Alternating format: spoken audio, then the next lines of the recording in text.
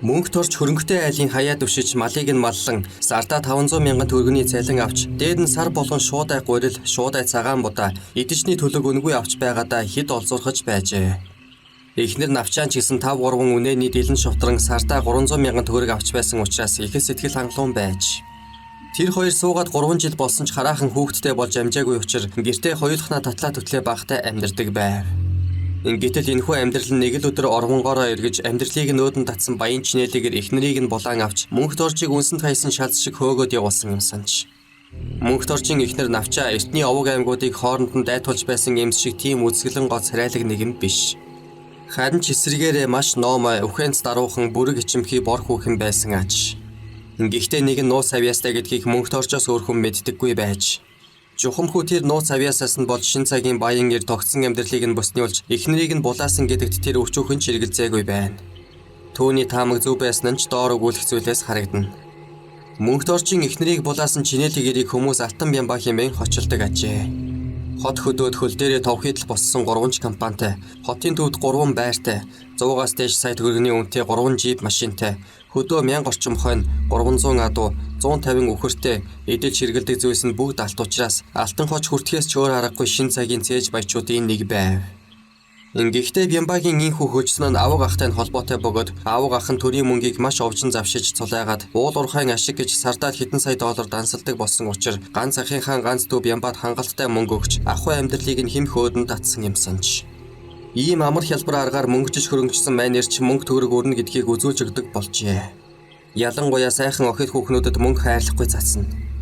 Тэгж яваад нэгэн миссийн тэмцээний ялагч Саруул хэмээх хүүхнийг эхнэрээ болгосон ч нэг хүүхэдтэй болсныхан дараа нөгөөх нь Бямбагийн хүүхэмсэг зангаас болоод нэг өрөө байр, нэг машин, 50 сая төгрөгийн хадгаламж аваад салж оджээ. Эхнэр нь инхүү салахад майнер огтхон ч тоогоогүй байна. Өдөр шөнөгүй мөнгө зүудэлсэн залуу охидоор өрөө угааж бахаа хангаж авсан тэрбээр харин гинэтхэн учиргүй ганцаардаж залхаж байгаагаа мэдэрсэн аж. Харахад яг л зураг шиг шулуун хөл, урт хүзүү, намирсан зөөлгөн хар ус, торох шиг цагаан айртай сайхан хүүхнүүд боловч бүгд нэг стандартын загас наадуулахдаа дуу алдах нь хөдлөх хаяглах, бодох санахын хүртэл нэг хэвэнд цутгсан мэт учраас эцэстээ үйдэн залхаж орхисон нь тэр. Ийхүү үйдэж залхсан амьтан нэгэн өдөр гэртээ эвшээлхэн хөвтөж байхдаа гинэт хөдөө мал дээрээ очиж жинхэнэ цэвэр ичимтгий Монгол бүсгүй айл намбыг шингээсэн эвдрээгүй хүүхэнтэй цэнгэн хөгжилдөж үзий хэмээн шийдсэн аж.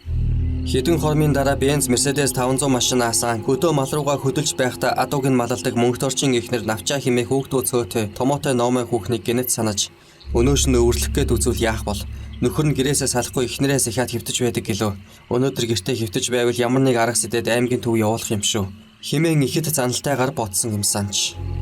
Бямбаг хотоос гараад 260 км давхиад мал дээр ирэхэд үнэхээр мөнх торч гэртээ эхнэрийн хормойд наалтчихсан юм шиг урилтай шүл хийлгэж идсэн шиг хэхрэн хөвтөж байсан аж. Эхлээд 60 хүн хүлээн авах чадaltaй зочид буудал жуулчны баазаараа орж түргэн авахулж баахан хүн загнасан Бямба ууртай наргагүй мөнх торчийн гадаа давхиж очсон юм санаж.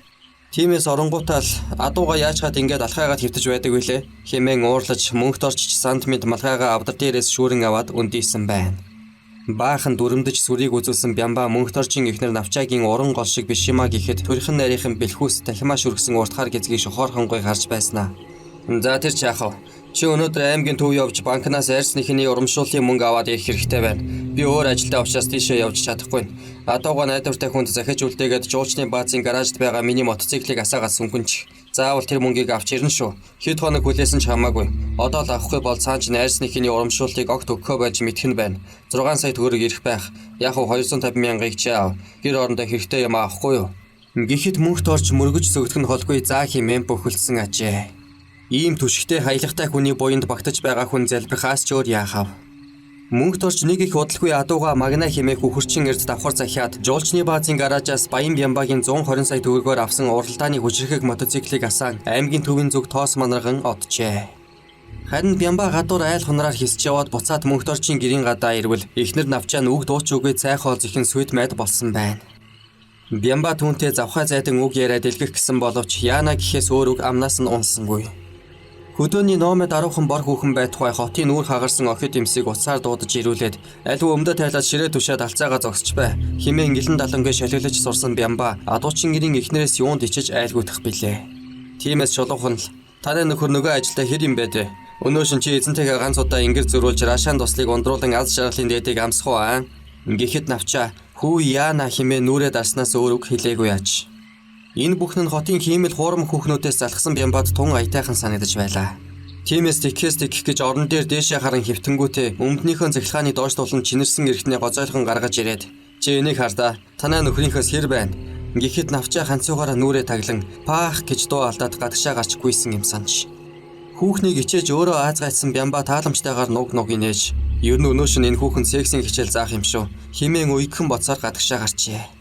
Тэр өдөш Бямба нилээд оройхон хавийн айлууд унтсан хойно мөнхт орчин гадаа машинтайгаас имхэн ирж зогсон хаалгыг нь зөөлөн тогшвол навчаа нойрмог дуугаар "Хинбэ" гэж асуугаад эзэнчэнд байна гэхийг сонсмогцоо төвжээгээ яах хийхин зургүй торхийдл тайлсан агаад Бямба босхоор нь хөл давуулангуудаа "За эснийхэн хувцсыг тайлаадах" хэмээн шалиг дуугаар шивнэн хэлж баруун талын орон дээр нь ямтай наргагүй суужээ. Гэвч ичимхийн номын навчаа хотын мөнгөнд дуртай хөнгөмсөг охид шиг гүйж ирээд хувцсыг нь тайлсангүй зүүн талын орон дээрээ цомцойтол суусаар л байж. Тиймээс Бямба арга буюу өөрөө хувцаа тайлж бас анх удаа эм хүний хувцсыг тайлсан аж. Тэрбээр урд нь эмэгтэй хүнийг нүцгэлж байсангүй. Мөнгөндөө ирсэн түүний араас охид хүүхнүүд өөрсдөө хуйлран дагаж хувцаа тайлж шидэд өвөрт нь ороод ирдэг байсан болохоос хувцаа тайлуулах гээд дөмбиж суусан явдал үгүй юм. Хувцсыг нь тайлж байхад тайлсан хойнч навчаа онгон охин шиг орон дээрээ цомцойтол суусаар байсан тул Бямба хөдөө хөхөрч гадаа гандаж яваа хөөсөн мантууд царайлсан энэ хүүхэнд эр имийн ажлыг эхнээс нь заах хэрэг гарах нь да. Ямар ч байсан эхлээд дээр нь гарыг гэж бодоод тас тэрэн авч хүнд цээжин доороо хийн даран унжээ. Гэтэл гайхмаар зүйл болох нь тэр. Нөгөө ичимхий царайлж байсан хүүхэн хайч үгэмээр усны урсгал шиг уян алархайгаар салтаар уун гулсан ороод иржээ. Цаашаа өрнсөн үйл явдал Бямбаг бүр алмайруулж орхисон байна. Адуучин гэрийн номоо эхнэр янаглан таалах ажилд хотын янхан хүүхнүүдээс илүү датамгай уран авьяастай нэгэн байв. Бямбагийн аргын элдийг аман дотор хідэнтэй эргэлдүүлэн алгуурхан түлхэн гаргаж хүзүүгээ дагуулan уруудуулж хөхнийхэн толгойг шүргүүснээ хүйснийхэн хажуугаар гусуулан буржгар үсээр битүү гучигдсан гал халуун өмдгнийхэн амсарлуу шургуулад цээжнийг үнээс дуу алдан бүжиглэж байгаа мэт уян налархай гэгчин хотолцон хөдөлж эхэлжээ. Бүсгүй биеийн амт шимт бүрнээ мэдрэгдэж төмөн угалц мянган бором дүнчүүр жимслууга тархиных нь бор хальсыг солонгийн гэрлээр нэвтлэн харавхад ухаан алх төгсөн Бямба усан хулганд болтлоо нэвт хөлрөн уйхилсаар буудулсан гэлээ шиг л нэвсийтэл унсан байна. Үүлэн борооны явдал намжин зөөлсөний дараа тэр ингэртэн наалдын хөвдөх навчаагаас "Чи ястаа балалдаг хүүхэн байна шүү. Эр имийн ажил яаж юм сайн болсон юм бэ? Хаана хинээр заалгаав вэ?" гэж асуухад "Амьдралаас сурахгүй юу? Им хүн чинь эр нөхрөө жаргаач чадахгүй бол өөр хүүхэнд алдан шүү дээ" гэж бардам гихч хэлсэн аж. Бямба баян тэр өдрөөс хойш адуучин мөнхт орчин эхнэрийн өвөрт 3 хоног хөлбөрөн жаргасны дараа аймгийн төв дээр очиж арьс нэхний мөнгө авсан мөнхт орч мотоциклийн хурдаар тоос манарган давхиж иржээ. Тэр шөнө Бямба баян навчааг эр нөхрөөс нь харамлан одоо мөнхт орчин доор орилоод хөвтөж байгаа байхтаа гэж бодхоос гол нь харлан хардаж байж язаар нойргүй хонжээ. Гэвч мөнгөтэй эрх мэдэлтэй хүнд чадахгүй болохгүй юм гэж байхаа байсан цаг хойно Бямба сарын дараа мөнхт орчод 10 сая төгрөг бэлнээр нь тоолж өгөөд "Эхнэрийг чинь би худалдаж авлаа. Чи энэ мөнгийг аваад хот руу явж амьдралаа бод" гэсэн агаад мөнхт орж яаж чадахгүй чинэрэн зогсож байжээ. Тэрбээр хувь тавилан ингэж огцон мэрэгэн чинээ зүүдлээгүй явсан юм санаж. Харин шинэ баяны өвөрт орж ивэлдэн багтсан навчаа эр нөхрөө аль хэдийн мартчихсан сүүн бэлцэг хуруундаа гялалзуулан инээд алдан намжирдаж явжээ. Эр имийн явдлаас холбоотой эд хөрөнгөний нөөлөг оруулсан ийм нэгэн явдлаас болж өнгөрсөн намар нийслэл хотын зүүн суганд орших уулын бэлд нэгэн гэр бөвийтэл болсон нь мөнхт орчинх байжээ. Тэрбээр хотод ирсэн цагаасаа хойш Бямба баяны өгсөн 10 сая төгрөгөөр тасралтгүй арх уусаар өдгөө хавийн аригчдыг гэртээ цуглуулан "Зүүдэлсэнгүй явлаа да" хэмээн захирцсан хоолойгоор дуулж суугаач.